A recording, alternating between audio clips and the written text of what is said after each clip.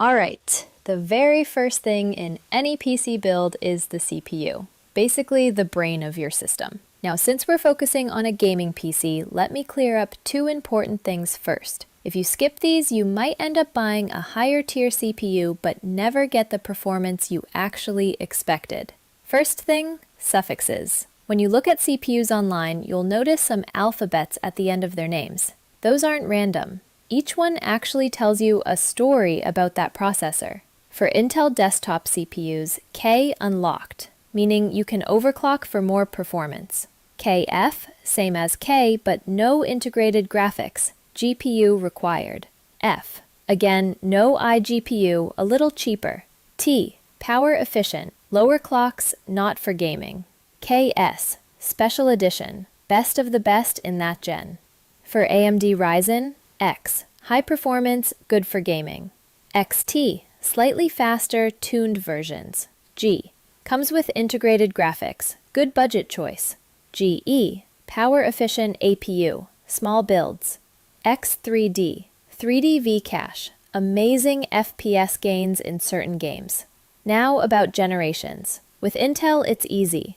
i7-6700K, that 6 means 6th gen.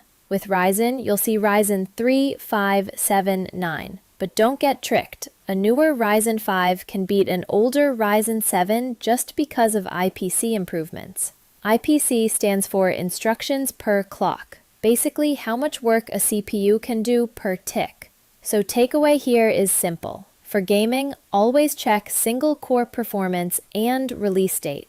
For our tutorial build, let's keep it realistic and pick something budget-friendly. Ryzen 5 5600. Now let's move to the graphics card, our second main thing. Don't get nervous, I'll explain everything. Two main manufacturers here, AMD and NVIDIA. AMD uses RX naming, while NVIDIA has GTX, RTX, and Quadro. GTX is older, RTX is modern with ray tracing and DLSS. Quadro is for workstation stuff like 3D design. Now, since we picked the Ryzen 5 5600, a mid-tier CPU, we need a mid-tier GPU too.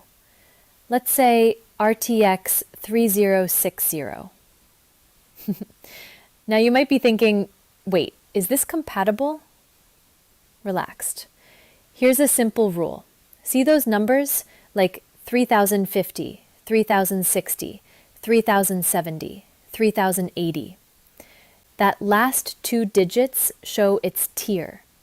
10, 20, 30 equals lower, 50, 60, 70 equals mid to high. It's just for understanding. Don't take it literally like 3010 exists. Well, let's make it easier. Look at the table, take a screenshot of it. With the help of this, you can choose a GPU for your CPU. So, since we're mid-tier, 3060 makes sense. But here's where people get confused. 3060 versus 3060 Ti. The normal 3060 has 12 gigabytes VRAM, while the 3060 Ti has only 8 gigabytes. So naturally, many think 12 gigabytes must be better, right? Nope. Here's the deal. 3060 Ti has higher bandwidth, raw gaming performance, up to 15 to 20% faster, with lower latency. Perfect for competitive games like Valorant, etc. 3060 12 gigabytes is weaker in raw power. On the other hand, 3060 12 gigabyte is weaker in raw power, but shines in AAA titles with DLSS. Plus, it's more useful for editing, rendering, or AI work thanks to that 12 gigabyte VRAM. So, gaming competitive Ti is king. AAA titles gaming plus productivity arrow non-Ti 12 gigabyte works fine. And since we've now picked the CPU and GPU, here's one more golden tip. Don't just stop here. Always share your build in a PC forum or community before buying. Most of us focus on hardware specs, which is good, but what many ignore are developer-side issues, BIOS bugs, or small incompatibilities that can ruin your build later. By posting your parts online, you'll often get better suggestions or fixes before you even spend money. Alright, now once you've chosen CPU and GPU, the next big question, motherboard. Now at this point, if I talk personally at this point, a buyer should know what he wants, like whether he's going for a DDR5 setup or DDR4, etc. In that case, most likely he'll choose the motherboard first because he already knows what he wants. But since our tutorial is for beginners, we'll focus more on the CPU instead of other aspects, because they usually don't know much about the rest. This video will clear up every angle of building any type of PC. Let's back to the topic. So, easy trick. Google your CPU model plus specs. For Ryzen 5 5600, the socket is AM4. That means you need a motherboard with AM4 socket.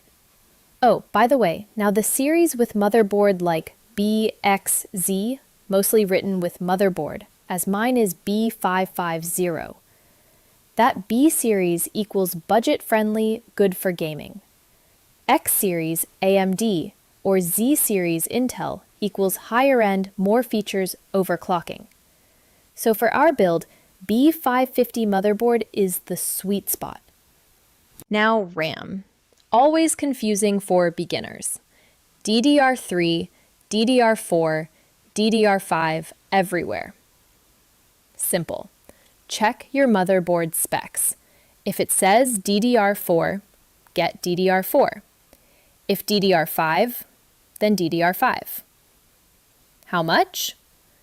In 2025, 8GB is dead, 16GB minimum. If you can stretch, 32GB is the sweet spot. One more gold tip. For Ryzen, buy RAM in pairs. For example, instead of one 16GB stick, get two by 8GB. That way, you unlock dual channel and get the full performance. For Intel, it's less strict, but still, dual channel is better. So let's recap. CPU first. Check suffixes, single core score, and generation. GPU next. Don't fall for VRAM numbers alone. Understand tier and purpose. Motherboard. Match your CPU socket, then pick budget B or high-end X or Z. RAM. Right type, right amount, and use dual channel. And finally, check forums before buying and always see if new launches are coming soon. That's it, guys. Now you've got a clear roadmap before jumping into your gaming PC build. Don't just buy blindly. Do a little research, compare, and then build smart. This is Saira from Xplody FPS signing off, and I'll catch you in the next one.